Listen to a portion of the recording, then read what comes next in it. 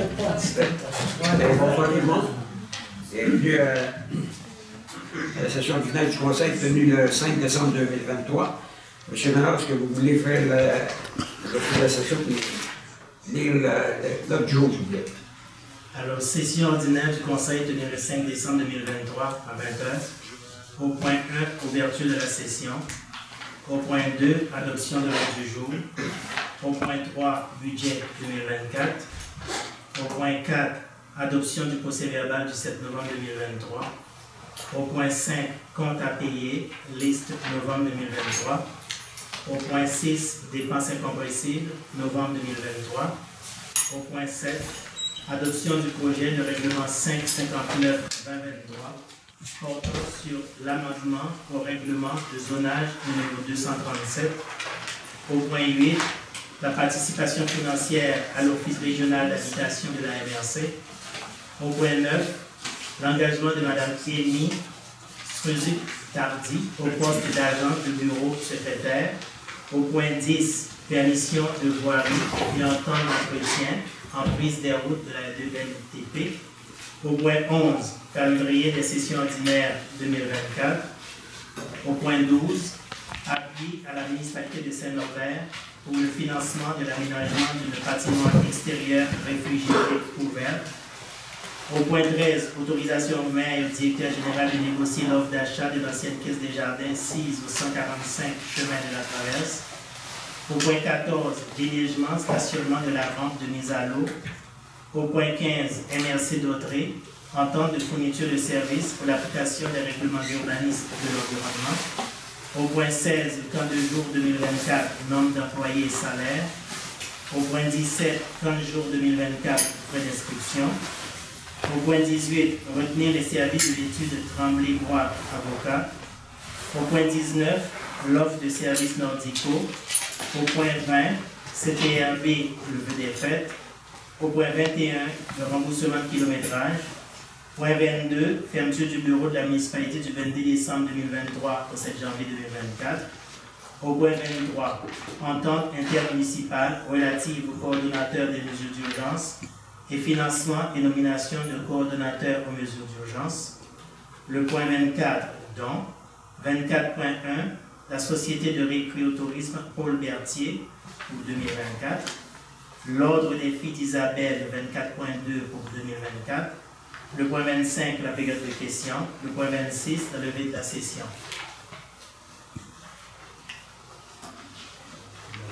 Si vous voulez rajouter, vous avez été à 25, puis la période de questions, ça va être 25.1. À 25, appui intérêt avec notre quartier. Parce que là, il n'y a pas de validé, il faut que je le mette à 25.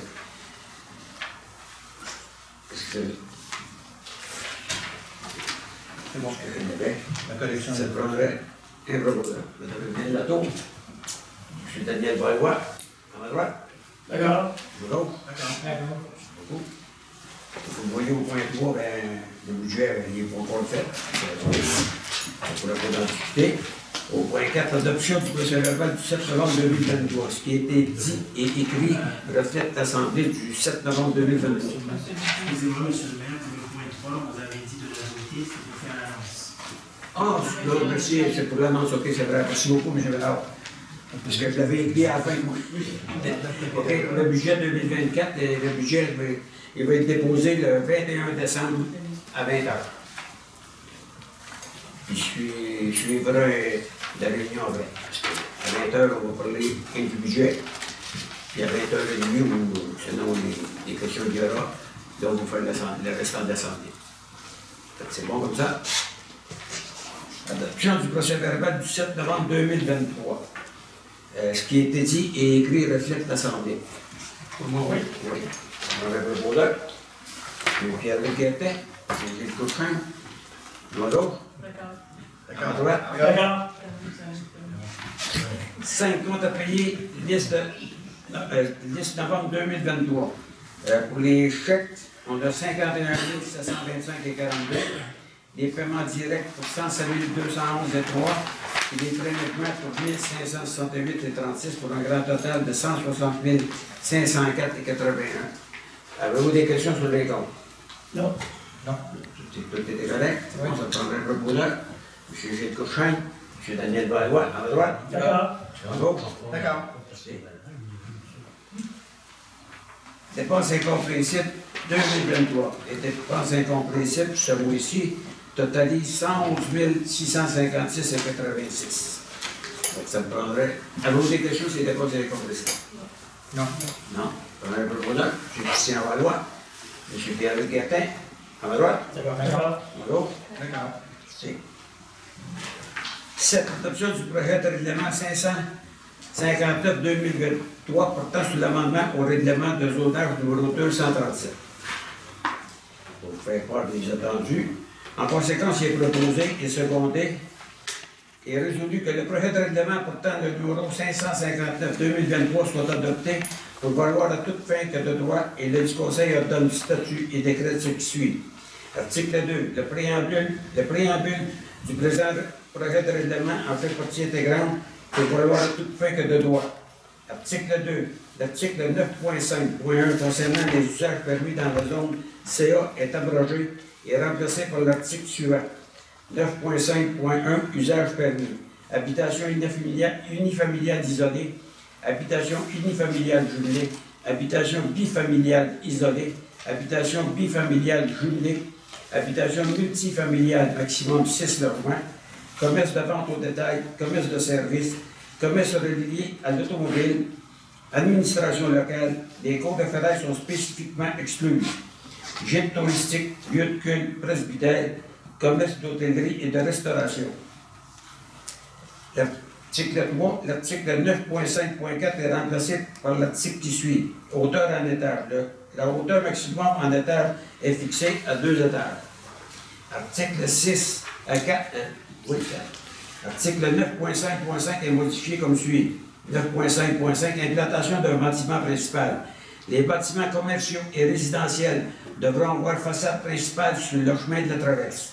Article 5, l'article 5.7.3.1.1 est modifié par l'ajout du paragraphe suivant. 5.7.3 Critères d'encadrement. 5.7.3.1 Bâtiments principaux. Les normes concernant les usages et la hauteur des bâtiments sont celles prescrites par la grille des usages et des normes dans la zone CA. Article 6. L'article 4.6 est remplacé par l'article suivant. Clôture 4.6, clôture et murets. Des clôtures ajoutées ou non, ainsi que des murets d'une hauteur maximale de 1,2 m peuvent être installés dans les cours et au long des lignes de l'eau, sous réserve de ce qui suit. A. Le long des lignes latérales au-delà de la cour avant et le long de la ligne arrière, la hauteur des clôtures et des murets peuvent être portées à 2 m. B. Pour les usages industriels et commerciaux, il est loisible de construire le long des lignes latérales au-delà de la cour avant et le long de la ligne arrière des clôtures en maille de fer d'une hauteur maximale de 3 mètres. Le fil de fer barbelé est prohibé partout, sauf au sommet des clôtures ayant une hauteur supérieure à 2 mètres, où il doit être installé vers l'intérieur du lot à un angle de 45 degrés par rapport à la clôture. Le présent paragraphe ne s'applique pas en zone verte sur une terre utilisée à des fins agricoles. B. À moins de 2 mètres de l'emprise de rue, la hauteur des clôtures et des murets peuvent être portées à 1 mètre maximum. Article 7, ajout de l'article 4.17 suivant. 4.17 Triangle et de visibilité. Pour les lots de coin, un triangle de visibilité exempt de tout obstacle plus haut que 1 mètre mesuré à partir du niveau de la rue doit être respecté. Ce triangle doit avoir 6 mètres de côté au croisement de toute rue avec une emprise inférieure à 15 mètres. Ce triangle doit avoir 9 mètres de côté au croisement de toute rue avec une emprise supérieure à 15 mètres. Ce triangle est mesuré à partir du point d'intersection des 2 lignes de rue ou de leur prolongement. Article 8. Le présent règlement entrera en vigueur conformément à la loi. Je sais que c'est M. Daniel Valois qui a donné l'évaluation, donc c'est M. Daniel Valois qui propose. Je te donnerai un secondaire. M. Christian Valois, à ma gauche. D'accord. D'accord. 8. Participation à l'Office régional d'habitation de la MRC. L'ORH de Dautrey avec ses partenaires qui ont mandaté la firme Raymond Chabot Grant Thornton pour mener une étude de faisabilité impartiale portant sur l'optimisation des offices d'habitation avec 3 autres offices de la médière. Cette démarche vise à améliorer les services offerts aux locataires et aux demandeurs d'un logement de type HLM, habitation à loyer modique, ou autre type de logement social ou abordable. Attendu que les honoraires pour la réalisation de cette étude seront d'un montant de 25 000 incluant les taxes et que l'apport de l'ORH de Dautré pourrait s'élever au montant maximal de 12 500, soit 1 562,50 par municipalité. Il est proposé secondé résolu que la municipalité de Saint-Ignace-de-Loyola participe au financement de l'étude de faisabilité au montant total de 1 562,50, incluant les taxes. Je vais dans cette proposition. En fait, la proposition, M. le maire. Le secondaire. M. Christian Valois, à ma gauche. D'accord. À ma droite. D'accord. Ça, c'est parce que l'ORH, on a 177 portes. On a, je peux compléter, on a 172 logements répartis dans 8 municipalités de la MRC d'Autrey. Le gouvernement, ce qu'il préconise, c'est d'avoir un taux de 300 logements. Fait que là, nous, les ORH de la MRC d'Autrey, on veut voir avec d'autres partenaires de Joliette, les familles ou l'Assomption, si on peut se regrouper pour avoir le minimum de 300 logements. Fait que c'est le but de cette étude-là, présentement. Merci beaucoup, M. Valois. Ah, peut-être que vous avez proposé. On a tout, M. Jean? Oui. OK, parfait. 9. Engagement de Mme Amy Strizuk-Tardy au poste d'agent de bureau secrétaire. Engager Mme Amy Strizuk-Tardy à titre d'agent de bureau secrétaire de la municipalité de Saint-Ignace-de-Loyola à partir du 14 novembre 2023. Vous pourrez proposer. Mme Evelyne Latto, M. Pierre-Luc Guettin, à ma droite. À ma gauche. 10. Permission de voirie et entente d'entretien en prise des routes du NTQ. Il est proposé secondé résolu que la demande au ministère de lui accorder des permissions de voirie au cours de l'année 2024 et qu'elle autorise le directeur général à signer les permissions de voirie et les ententes d'entretien pour tous les travaux dont les coûts estimés de remise en état des éléments de l'emprise n'excédant pas 10 000 $, puisque la municipalité s'engage à respecter les clauses de la permission de la voirie et des ententes d'entretien conclues. De plus, la municipalité s'engage à demander la permission requise chaque fois qu'il sera nécessaire. Ça prendrait un proposeur, M. Gilles Courchain, M. Daniel Valois, à ma droite. D'accord. À ma gauche. Ça, c'était une entente qu'on signe depuis des ans avec le ministère des Transports. 11. Calendrier des sessions ordinaires. Les sessions ordinaires se tiendront le mardi et adopté relativement à la tenue des séances ordinaires du Conseil municipal de Saint-Ignace-de-Loyola pour l'année 2024 qui se tiendront le mardi et qui débuteront à 20h, excepté à 3 places. Comme là, pour le mois de janvier, ça va être le 16 janvier, parce que les employés reviennent le 8, c'est le 8 ou le 9. Puis ça a été tout de suite le lendemain de l'Assemblée. Donc on a mis ça la semaine suivante pour qu'il y ait le temps de tout préparer. Après ça, ça va être le 6 février, là c'est les mardis, 6 février, 6 mars, 2 avril, 7 mai, 4 juin, 2 juillet. Au mois d'août, à cause des vacances de la construction, ça va être le 13 août. Au mois de septembre, à cause de la fête du travail, ça va être le 10 septembre. C'est des mardis. Le 1er octobre, le 5 novembre, puis le 3 décembre. Cavie public du contenu du présent calendrier soit publié conformément à la loi qui régit la municipalité.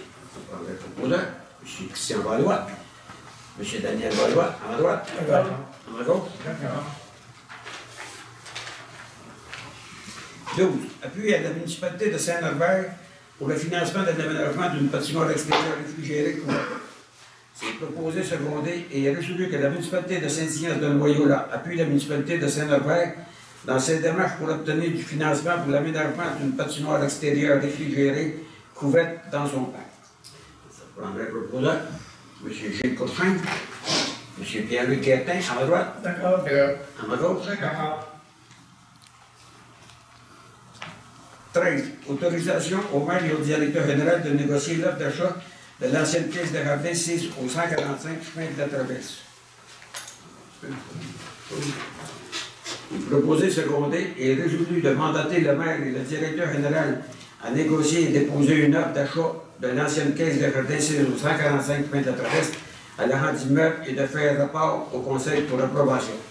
Je prendrai le proposeur, M. Pierre-Luc Guertin, M. Christian Valois, à ma gauche. D'accord. À ma droite. D'accord. Parfait. Ça, c'est pas acheté, là, c'est pour essayer de voir comment jusqu'où le monsieur pourrait aller. On va s'asseoir avec son agent d'immeuble, on va le négocier. Puis, si on en arrive à une entente, c'est sûr certain qu'après ça, on va présenter son conseil, puis c'est le conseil qui va décider si oui ou non on va aller. Déneigement stationnement de la rampe de mise à l'eau. Il est proposé seconder et résolu d'accepter l'offre de service de M. Alfred Bergeron pour le déneigement du stationnement de la rampe de mise à l'eau pour l'année 2024-2025. M. Bergeron déneigera la moitié du stationnement au montant total de 1 485, incluant les taxes. De plus, M. Bergeron accepte d'enlever sa chaîne se trouvant sur le lot 4 506 110 pour la période hivernale, permettant ainsi l'accès aux camions de déneigement. Ça, c'est au bout du rang Saint-Pierre. L'été, il y a de l'odeur. L'hiver, il l'enlève. Ça donne la chance à la déneigeuse de revirer là. Que ça me prendrait proposeur. M. Gilles Cochrain, M. Daniel Valois à ma droite. D'accord. À ma gauche. D'accord. 15. MRC d'Autrey. Entente de fourniture de services pour l'application des règlements d'urbanisme de l'environnement. Il est proposé, secondé et résolu d'aviser la MRC de Dautrey de l'intention de la municipalité de Saint-Ignace de Loyola de mettre fin à son adhésion à l'entente de fourniture de services pour l'application des règlements d'urbanisme et de l'environnement. De demander à la MRC de Dautrey de mettre fin à la dite entente au 31 décembre 2023, coïncident à la fin de l'exercice financier. C'est le proposeur, Mme Nato, M. Pierre-Luc Guertin, à ma droite. D'accord. À ma gauche. D'accord. C'est 30 jours 2024, le nombre d'employés et salaire. Il est proposé, secondé et résolu d'indexer le salaire des employés du camp de jour de 2,5 selon l'augmentation de l'indice au coût de la vie. Là, pour l'instant, ça devrait être le même nombre d'employés. Ça pourrait peut-être changer, on ne sait pas s'il y a plus d'enfants, mais là, on verra en temps et lieu. M. Gilles Cochrain, M. Daniel Valois, à ma droite. D'accord. À ma gauche. D'accord. 40 jours de 2024, les frais d'inscription. Il est proposé, secondé et résolu que les frais d'inscription pour le 40 jours de Saint-Ignace de Loyola, l'année 2024, seront au montant de 275 $ pour le premier enfant et 125 $ pour le deuxième enfant et la gratuité pour les enfants suivants.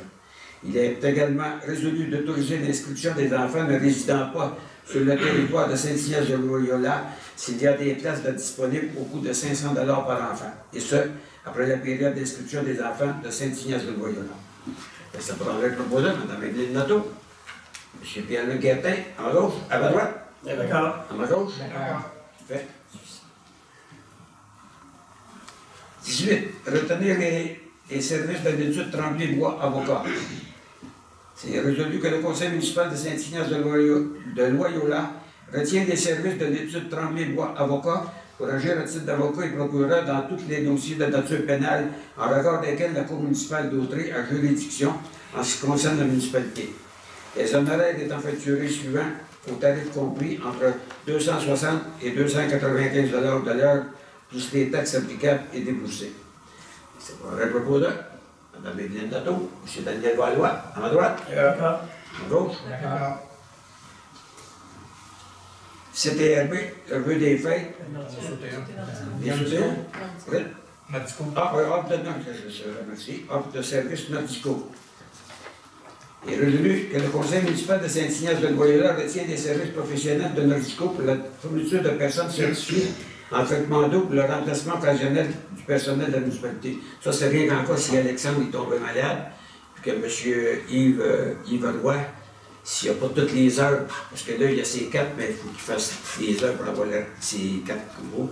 C'est vraiment s'il en arrive une fuite d'eau, puis si Alexandre n'est pas là, ben, on va engager notre discours pour pouvoir signer tous les papiers qu'il faut. Donc, ça prend un proposeur. M. Daniel Valois, M. Christian Valois, à ma gauche. D'accord. À ma droite. D'accord. 20. CTRB, le vœu des fêtes. est résolu d'autoriser le maire à offrir le vœu du temps des fêtes sur les zones de CTRB. Il est également résolu d'accepter de payer le montant de 125 $ à CTRB pour la diffusion quotidienne du message de Noël du 21 décembre 2003 au 7 janvier 2024. Je prendrai le proposeur. M. Pierre-Luc Guertin, Mme Evelyne Lotto, à gauche. D'accord. À ma droite. D'accord. 21, remboursement de kilométrage.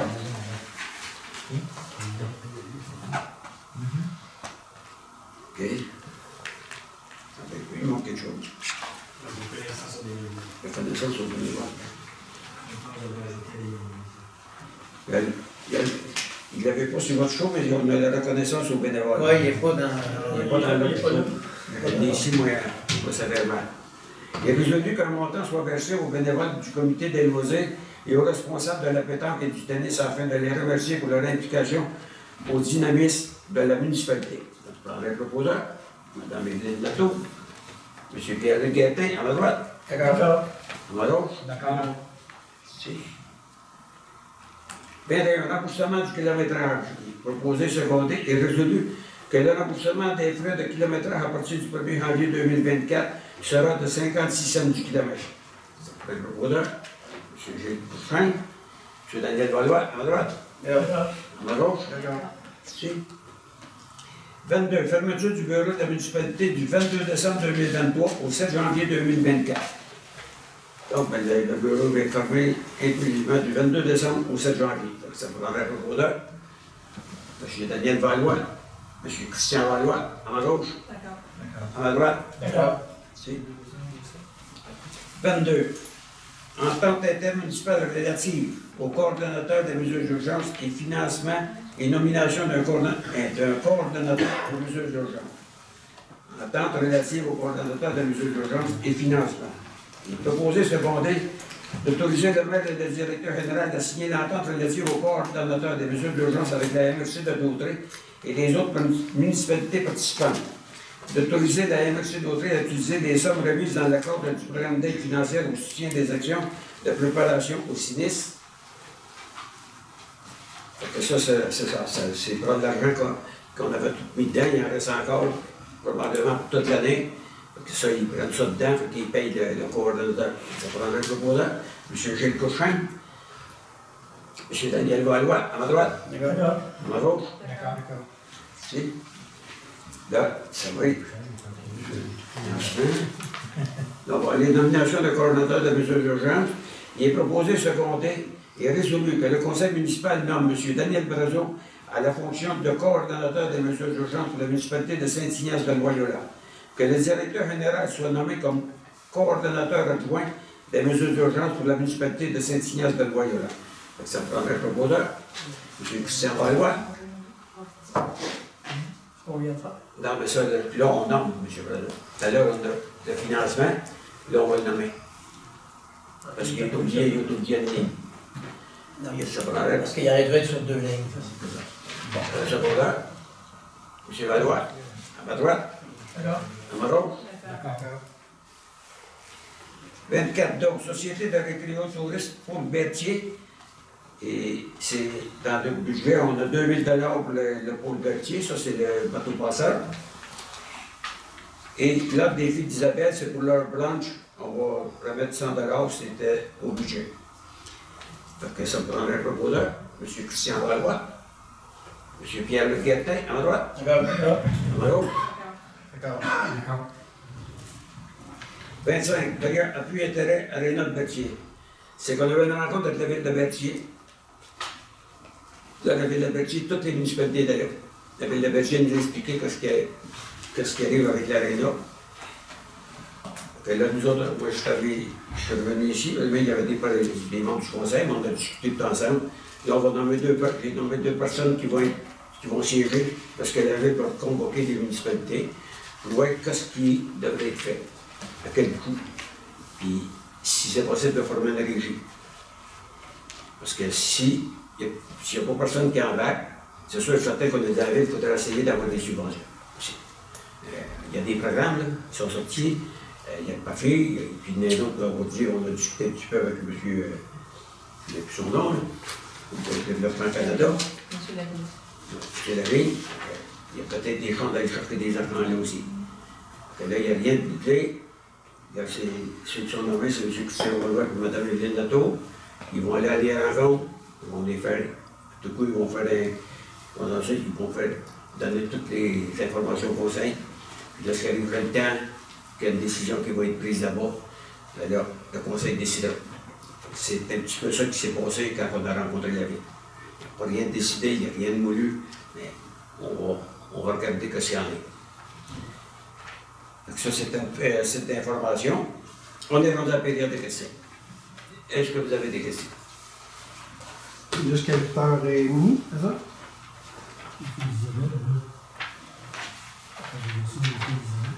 Dans les fiches d'appel, je l'ai dit, on leur donne 500 $ de nos blanches. En même temps que la Société récréo-touristique pour le bâti, je prends les mêmes pour le bonheur de secondaire, mais c'est des dons. Ils sont tous les deux dans le même jour. Est-ce que vous avez des questions? Oui. C'est vrai. Concernant l'ordre de service nautico, là c'est le 3e employé qui est après se faire former. Hein? Non. Monsieur Roy, il était fait former. Il s'est mis en d'âge avec Alexandre pour avoir ses cartes. Ma question, c'est quand on a sorti les demandes d'emploi, mettons, quand Donald Dadieu était là dans le temps, on a sorti avec le curriculum de toute la demande d'emploi que la personne doit suivre les cours pour travailler ici. Oui. C'est ce qu'il a fait. Il a C'est suivi ça? le cours. Non, mais je parle pas de lui, là. Ah. Je parle de notre 2e employé. Il l'avait-tu, lui, dans sa demande d'emploi, quand vous l'avez rencontré? Bonne question. Probablement qu'il y a peu de temps, on ne devrait pas avoir changé rien, mais Puis est-ce qu'il va être formé? je ne peux pas obliger quelqu'un qui ne va pas suivre des cours, je ne peux pas l'obliger. Non? Vous êtes sûr de ça? Non. Moi, je suis pas sûr. Puis là, M. Roy, il s'est offert. On a envoyé M. Roy. C'est sûr et certain que si demain matin, il y a eu quelque chose, peut-être, si on serait obligé de faire des réceptions, une mise à pied de temps en jour, mais j'ai besoin de quelqu'un qui a des cartes. Et là, peut-être que M. Roy il va pas s'en avoir l'autre. Et l'autre question, c'est de savoir, M. Danfou, il y a combien de personnes qui vont avoir leur carte, c'est ça? Non, mais Ma question, c'était, c'est que M. normalement, monsieur Plante, il aurait dû, depuis le temps quelques années qu'il est ici, hein, il aurait dû avoir suivi le cours. Mais il ne va pas. Il ne va pas le suivre. Alors qu'il est rendu, il ne s'intéresse pas de tourner ses bancs et aller suivre un cours de tantôt.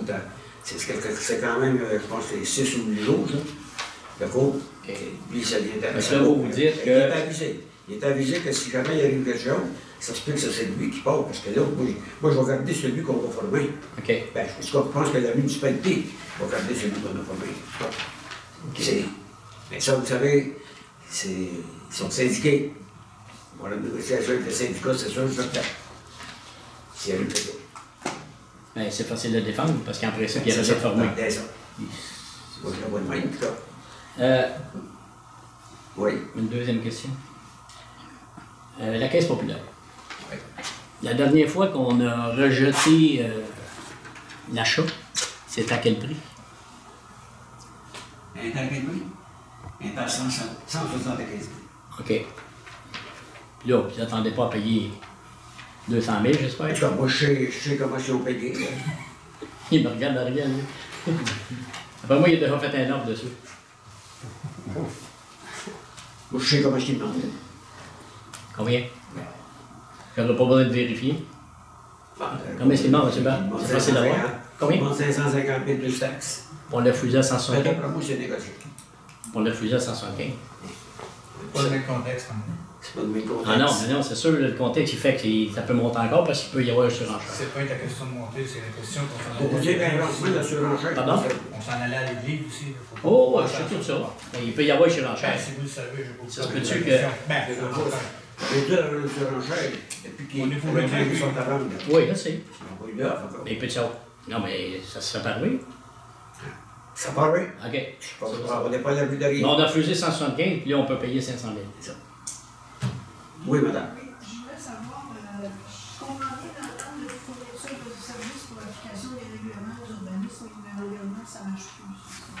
Avec la MRC, ça va être fini.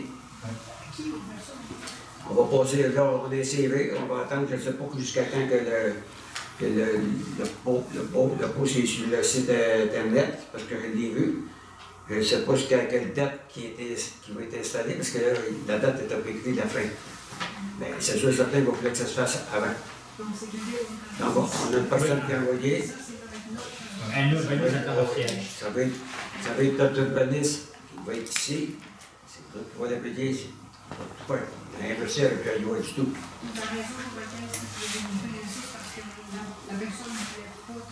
Ben, ça, c'était la décision du conseil.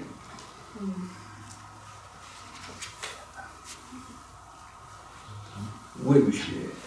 Pouvez-vous m'expliquer un peu pourquoi on achèterait l'ancienne caisse populaire? Parce que c'est pour faire les bureaux administratifs. De la municipalité, la mairie? Oui, la mairie, oui. La mairie.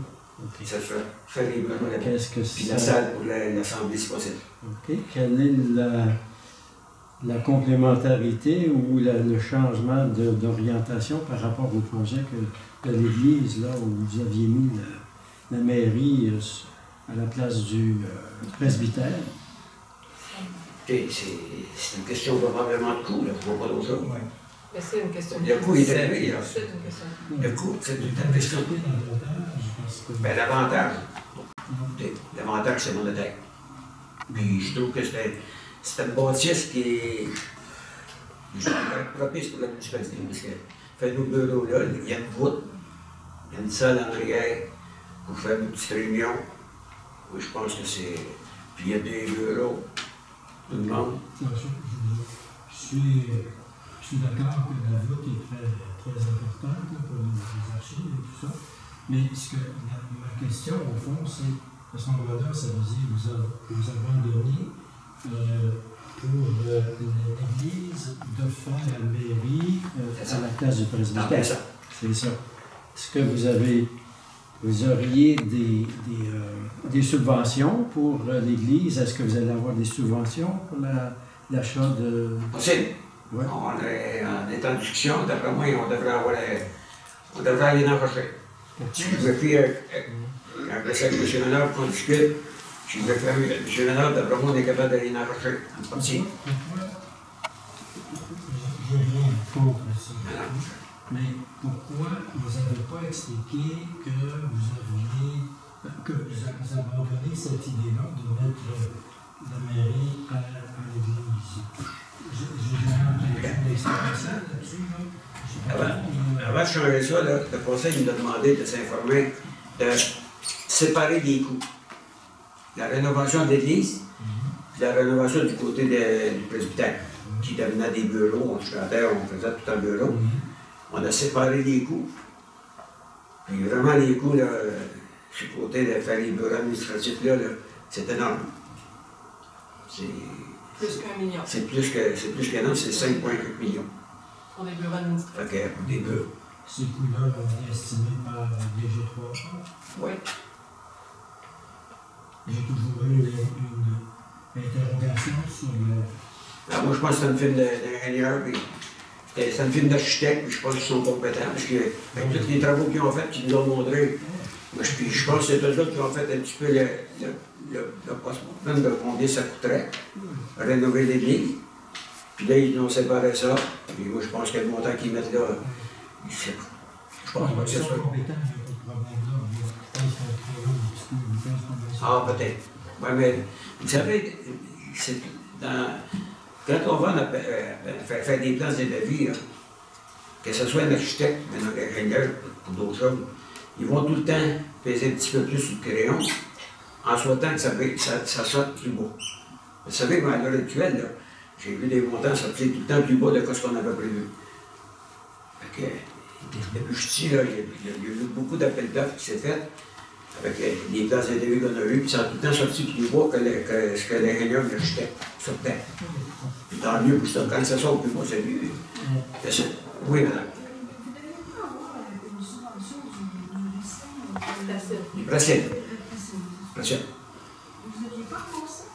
Oui, mais c'est parce que, oui, si je prends la subvention du Prasil, là, sur le côté du presbytère, on parle de 2,4 millions à nous autres. Tandis que Tandis que si j'ai le montant pareil pour la caisse, si j'ai 65 %, là c'est ça, on discute avec eux autres, si ils me donnent 65 % des coûts que ça va coûter la caisse, la chaude, plus la rénovation qu'ils vont faire dedans, ben ça, ben, le coût va être bien moins. À comparer, on parle de bien, la télé, moi, vous envoyez un chiffre en l'air, je ne peux pas vous dire c'est ça. Si ça arrive à 200 000, ben, c'est beaucoup moins de 200 000 que 9 millions, 2,4 millions. Donc vous allez faire une nouvelle demande? Au Brésil? Oui. Oui, puis même, je pense qu'on est commencé à discuter. Puis vous abandonnez les subventions pour l'Église. Non. L'Église, elle reste là pour la rénovation de l'Église. On s'est presbytère à terre, excepté qu'on va remonter les murs un peu, on va faire un toit, ça va devenir un garage qui va être plus haut. Qui va pouvoir servir à ce que nous autres, tout ce qu'on a de stock dans l'Église, on va pouvoir en mettre là, entreposer. On n'abandonne pas la rénovation de l'Église. Puis nous autres, M. Ménard s'est informé, parce que ça, c'est une question que j'ai posée à M. Ménard. C'est sûr qu'on ne va pas trop la discuter un peu, la madame. Ben, moi, je voulais savoir si nous donne un montant pour la caisse, je vais garder le 65 % pareil pour la rénovation de l'Église. Après ce que j'ai su, oui, le 65 % il reste là pour l'Église. C'est un peu embryonnaire, on regarde les opportunités. C'est vraiment embryonnaire, on regarde les possibilités de faire comme pour. Qu'est-ce que vous feriez avec ça ici? Un garage. Garage municipal. Ici, madame, on n'a pas Il y a de pas c'est peut-être un garage. Oui. C'était un garage ici avant, puis côté des murs là, je suis à peu près sûr que le cadrage de la porte est encore là. C'est un garage. Est-ce qu'il y a d'autres? Oui, monsieur. Bon, j'aurais une couple de questions. On commence par là. Le Québec a besoin d'environ 860 000 logements d'ici 2030 afin d'équilibrer l'offre et la demande des logements dans la province. Comment expliquez-vous que vous diminuez de 8 à 6 logements pouvant être construits sur votre territoire dans le contexte actuel, sachant qu'il y a un manque criant de logements au Québec? Ça, c'est ma question. Comment expliquer? Écoutez, on s'est assis, on a discuté, puis le conseil en a mis une réduction qu'il ne va plus avoir plus que 6 logements. Ça, c'est votre réponse? Ben, je ne peux pas. Je sais que le gouvernement pose la question. c'est ce que le gouvernement elle-même. Mais ça, ça Non, l'appartient vous avez le droit de ne pas être concerné avec les... Alors, pour c'est votre réponse, on va passer à la prochaine question. OK, autre question. Selon le dernier recensement de Statistique Canada 2021, 48 % de la population municipale de la municipalité de Saint-Ignace a 60 ans et plus, c'est-à-dire 775 personnes. Vous êtes aussi la municipalité de la MRC-Dautrey, ayant la population la plus vieillissante. Quelle option offrez-vous aux citoyens qui désirent demeurer dans la municipalité, sachant que 83 % du territoire est actuellement occupé par des maisons unifamiliales et que le Conseil désire diminuer la possibilité de densification? Parce que vous passez de 8 à 6, vous diminuez la possibilité de densification. Je pose la question. Oui, mais vous répondez. Des personnes, c'est que beaucoup de personnes qui ont été à l'extérieur qui reviennent. Regarde comme dans ma famille, là, on a 8 personnes de 65 ans et plus, et que soit à Repentigny, soit à Ottawa, soit à Québec, qui sont revenus aux îles. Voilà.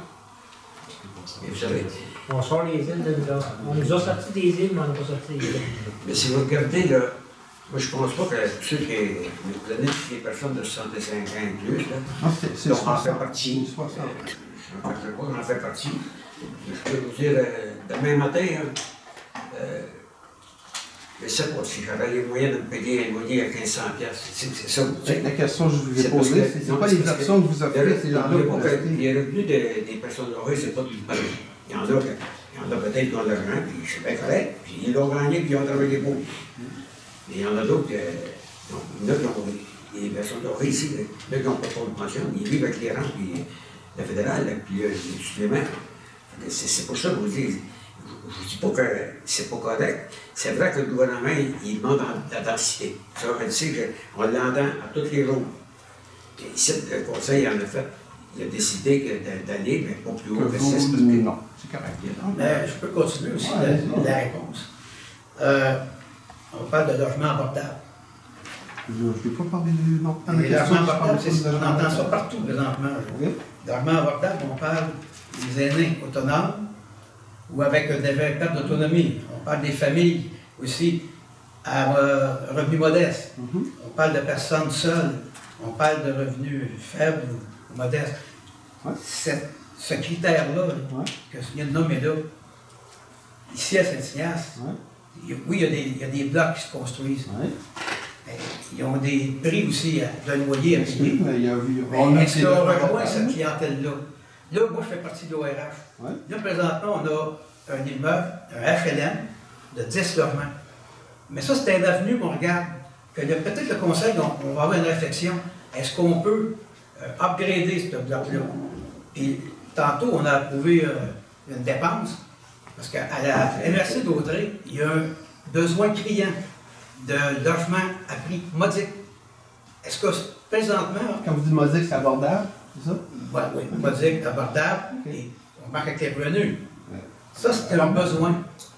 Quand on parle de mobilité réduite, est-ce que présentement, on a des blocs à logement accessibles pour des personnes handicapées ou à mobilité réduite? Ben, je veux juste faire un point, là, à cause que, dans le fond, il y a un beau papier qui vient quand même solidement nous attaquer personnellement, le changement de zonage. Puis, dans le fond, à côté du...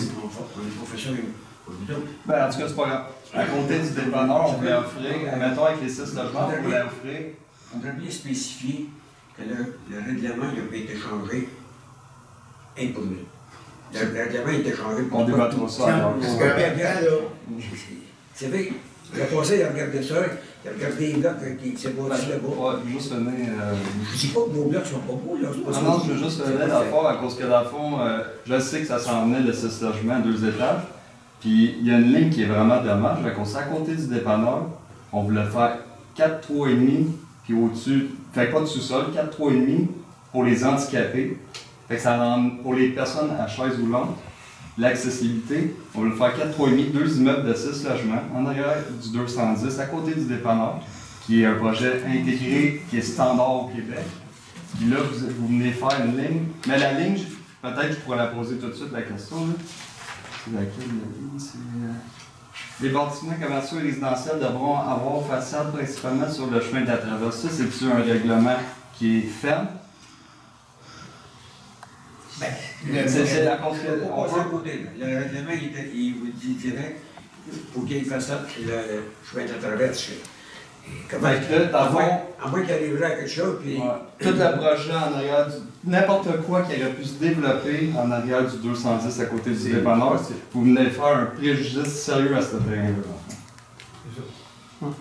Un préjudice sérieux. Okay. Au propriétaire du terrain actuel. À la transaction et au propriétaire du terrain donc actuel. Au l'acheteur, au vendeur. Lui, il ne pourra plus le vendre le prix qu'il peut vendre. Ben, c'est le seul terrain disponible pour construire. Ah, ben c'est assez. Une personne pour un préjudice sérieux.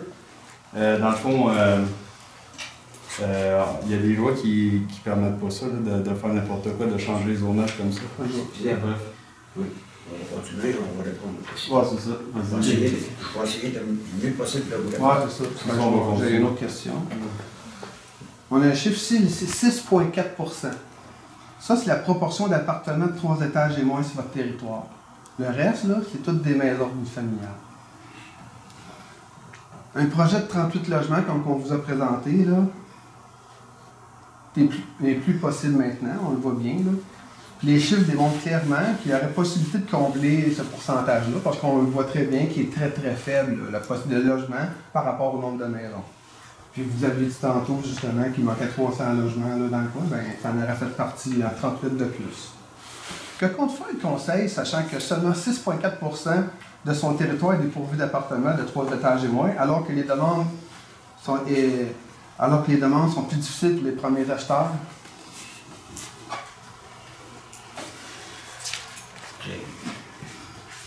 Bon, juste un bref historique. Là.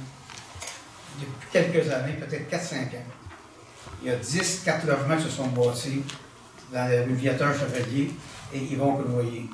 Saint-Joseph, 2 blocs, un 6, un 8.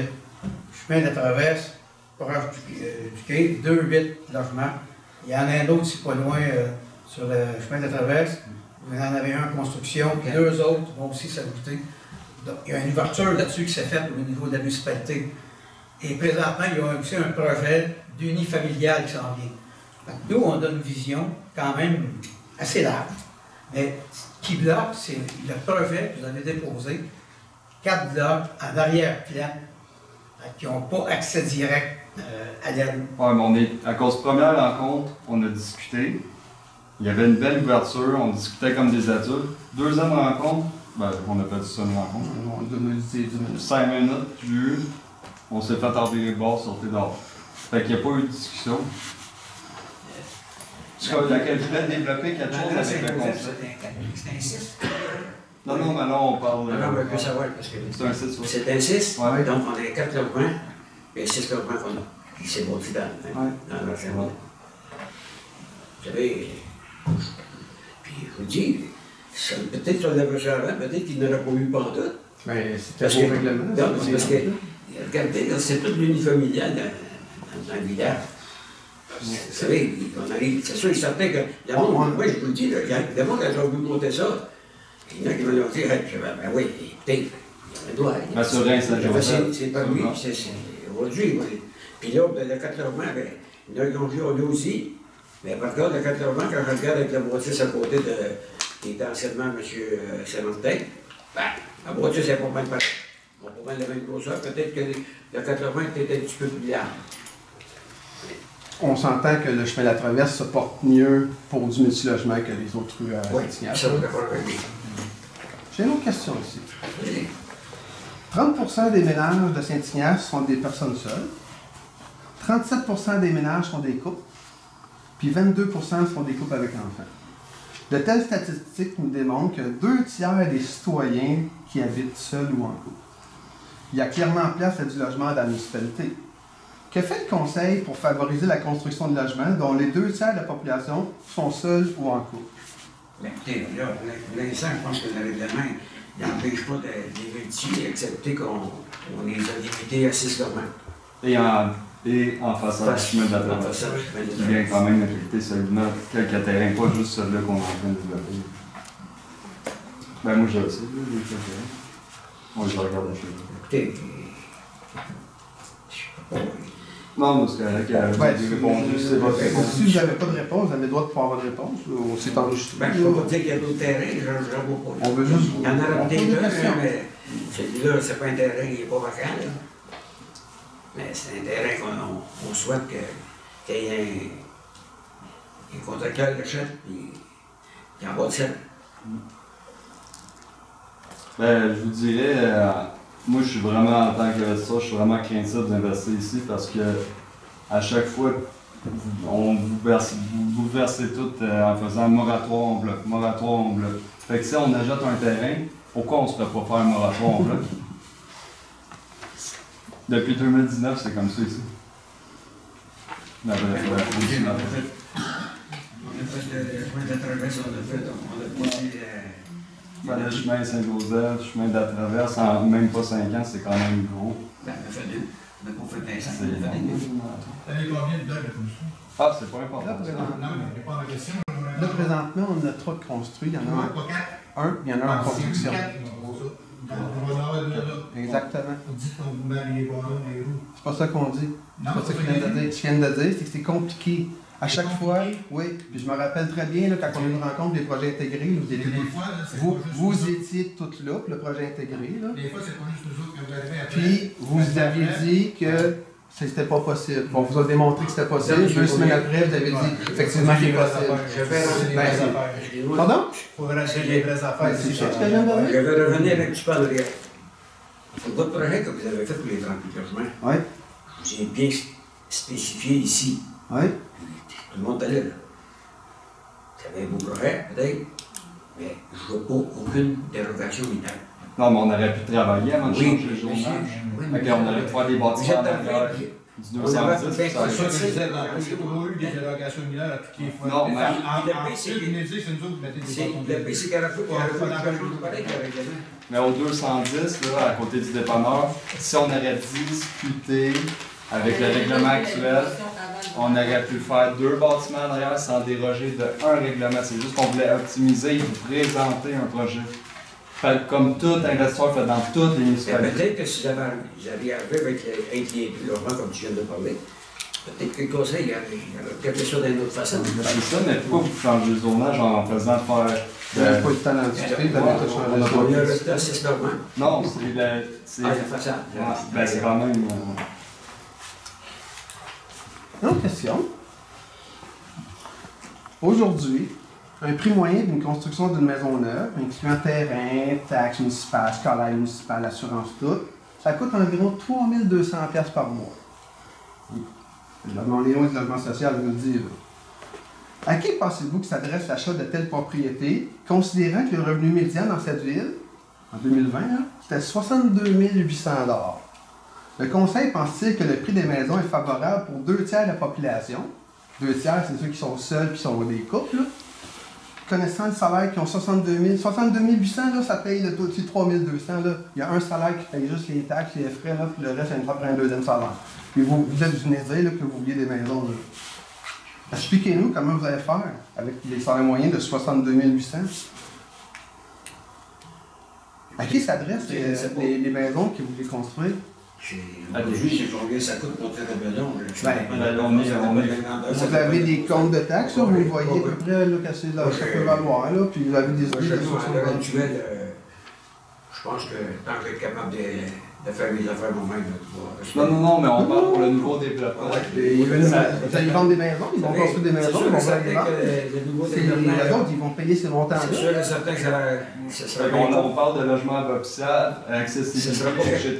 Mais nous, on préconise pour des personnes qui vont payer 3 200 $ par mois. Le mois. développement, ce ne sera pas quelqu'un qui travaille au salaire minimum. Ouais. Il y a 2/3 de la population qui sont seuls ou en couple dans votre municipalité. Je vais vous le rappeler. Parce que le conjoint ils sont bons. Mais les enfants sont partis de la maison. On a 4 enfants. Mais ils ont quand même une propriété, puis ils n'ont pas d'option d'autre. Oui, là, je viens pas d'ici. Monsieur Bam, moi, il pas. Moi, je viens pas d'ici.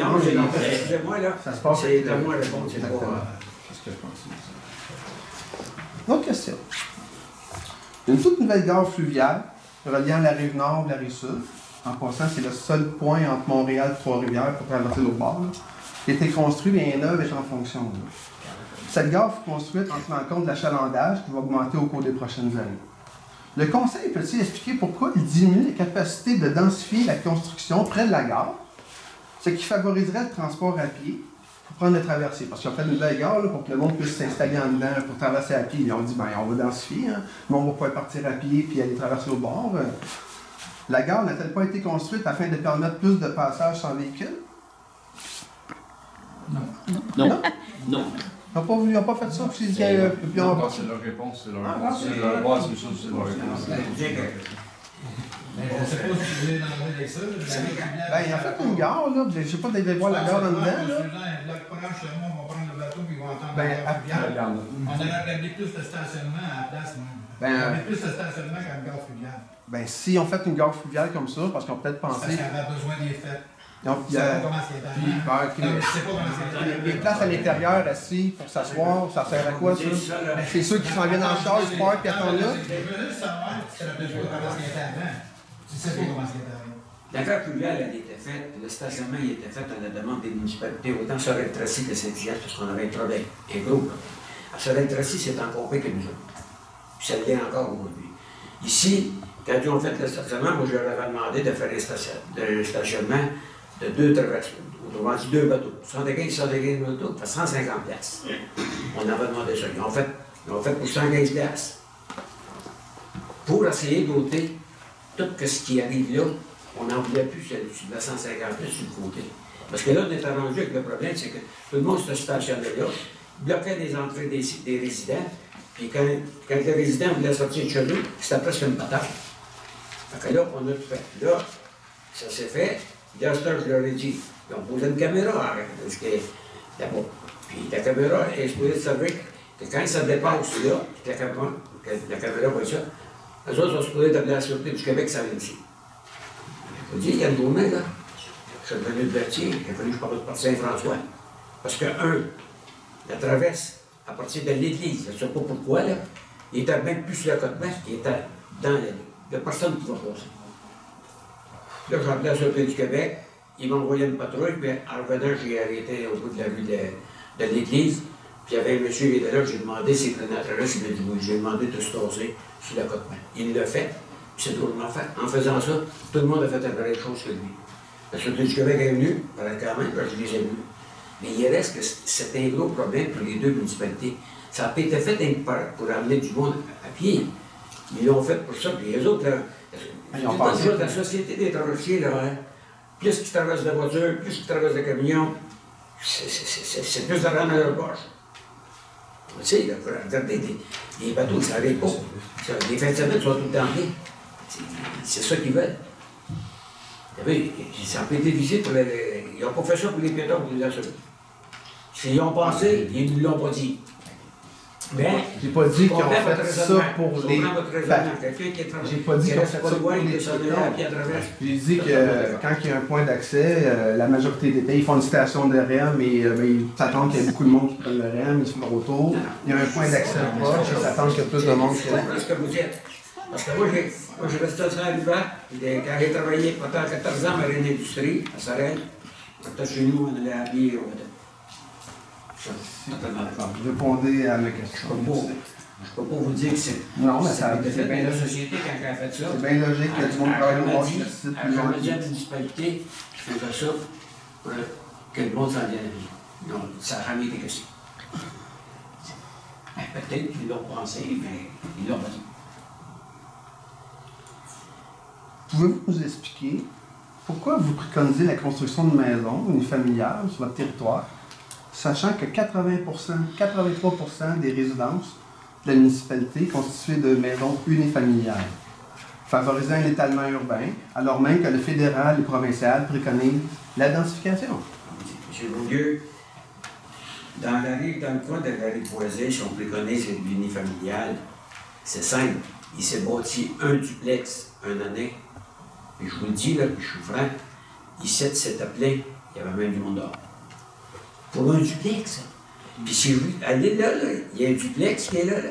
Puis juste à côté, il y a une petite maison unifamiliale, mais 2 étages.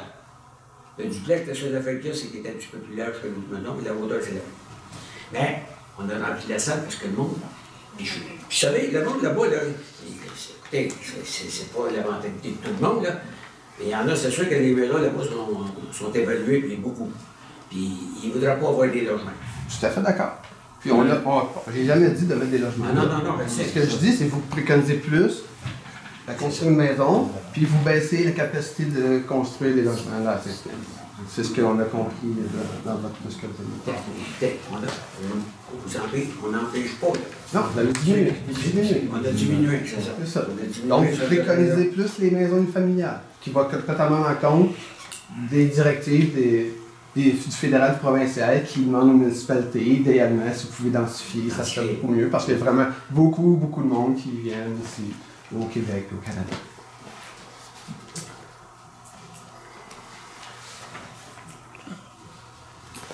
Le 7 juin 2022, le Conseil a tenu une séance ordinaire qui a accepté le projet intégré, qui est présentement en construction dans l'Église. Environ 1 an plus tard, ce même Conseil modifie sa réglementation pour rendre impossible de tels projets. Le Conseil peut-il nous expliquer pourquoi un tel changement dans le contexte économique actuel d'une pénurie de logements? Aussi, le Conseil peut-il nous dire qu'il est habituel de changer les réglementations alors qu'elle vient juste d'en accepter une, même pas 1 an avant? Vous avez un projet intégré qui est 3-8 logements. Okay. Le Conseil a accepté de le faire, tout est correct. Dans l'autre projet, vous avez, avec un projet, vous avez 2 10 logements en arrière, une bâtisse là-bas, construite.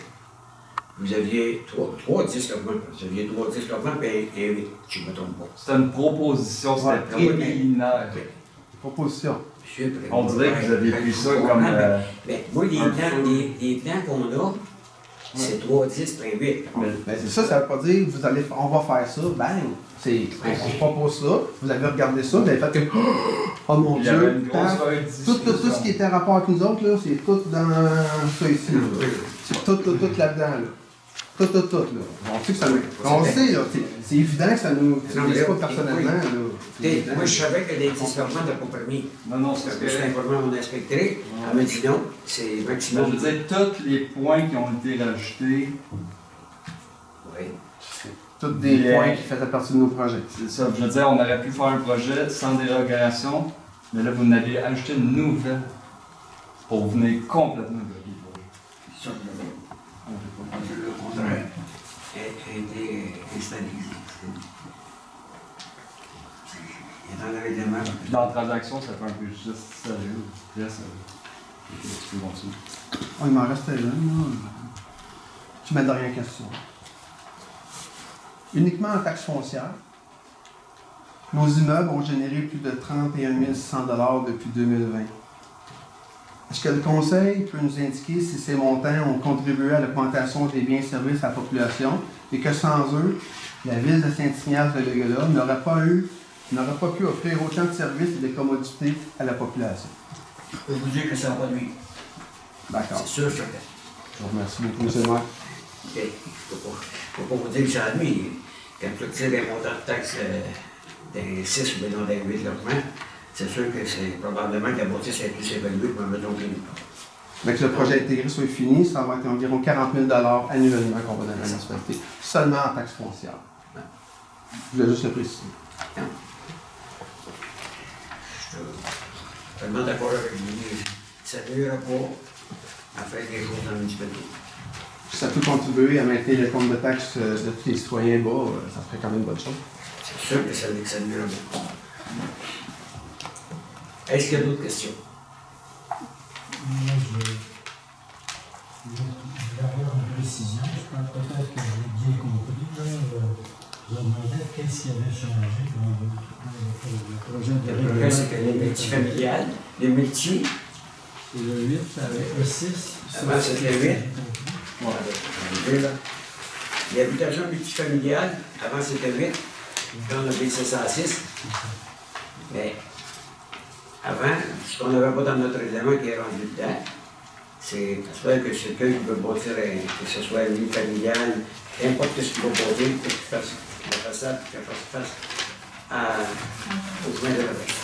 Ça, c'est dommage parce que ça mène à cause de mon projet que je voulais. S'il n'y avait pas ce point-là, je voulais présenter un nouveau projet, socialement, avec 8 logements pour handicapés. C'est quand même drastique qu'on n'a pas discuté puis réfléchi. Puis je trouve que c'est dommage parce que ça envoie un. Moi, je vous dis, il y a déjà des politiciens qui sont choqués de vos décisions. Puis ça, les enveloppes budgétaires, les subventions, là, quand ils vont regarder une municipalité qui sont en accord avec le logique du Québec, puis une municipalité qui va être pas sur mon île.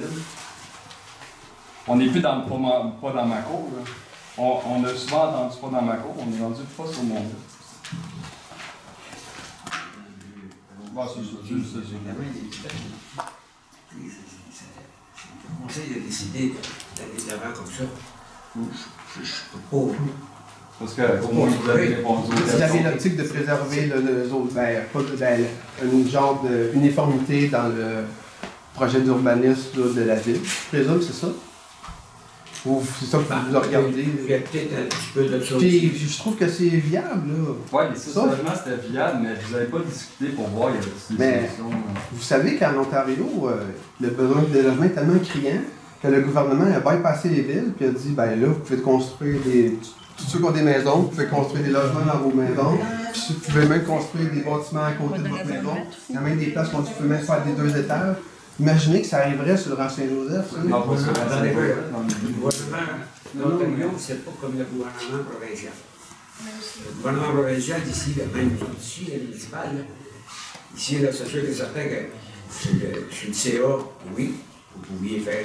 Mais par contre, allez-vous-en dans tout ce qui est à l'est de l'île, fait 158, là, puis il n'y a plus rien qui va pas dire là. Non, c'est pas ça que j'ai dit. Non, mais c'est parce que ce que j'ai dit, qu'en Ontario, le gouvernement fort a décidé de prendre une partie du sud de la Garde-des-Verts. Non, c'est pas ça que je parle. C'est ça. Ce que je vous parle, c'est qu'il a fait un décret qui a bypassé les villes. Puis tous ceux qui ont des maisons, là, ils vont pouvoir construire un bachelor en bas, où il y en a d'autres places, un étage sans l'autorisation de la ville. Sans autorisation, en bypassant le zonage. Imaginez si vous ne contribuez pas à augmenter le logement. Comment est-ce que le gouvernement peut peut-être arriver à imposer ça aux villes? Je comprends ce que vous dites là. Parce que moi, j'ai vu pour enlever un logement en bas. Ma fille. Ça, j'ai le droit.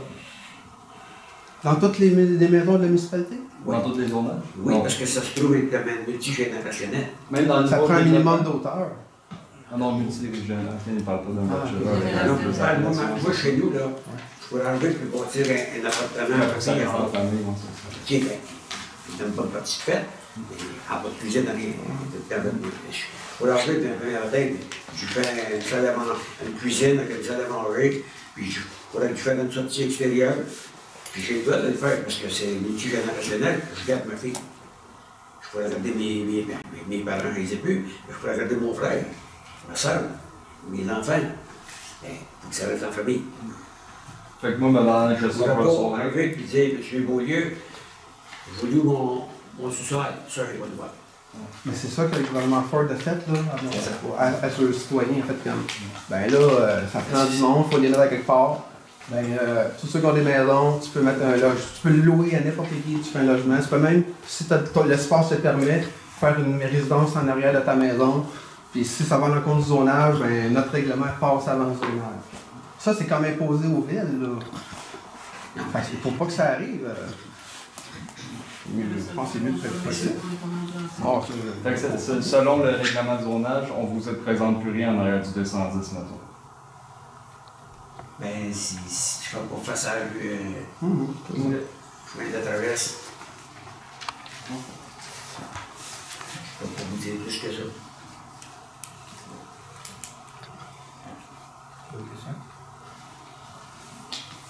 Oui. C'est ça. Oui, c'est ça. C'est une autre question.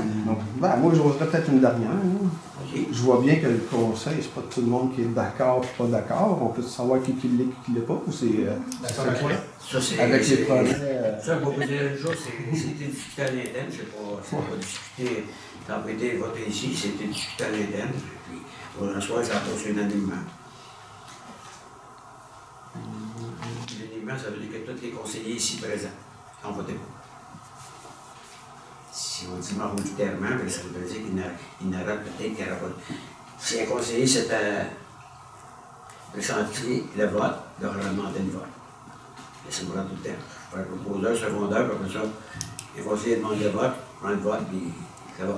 Si c'est 3 contre 2, maintenant 4 contre 1, mais le règlement passe quand même. Unanimement, c'est tout le monde.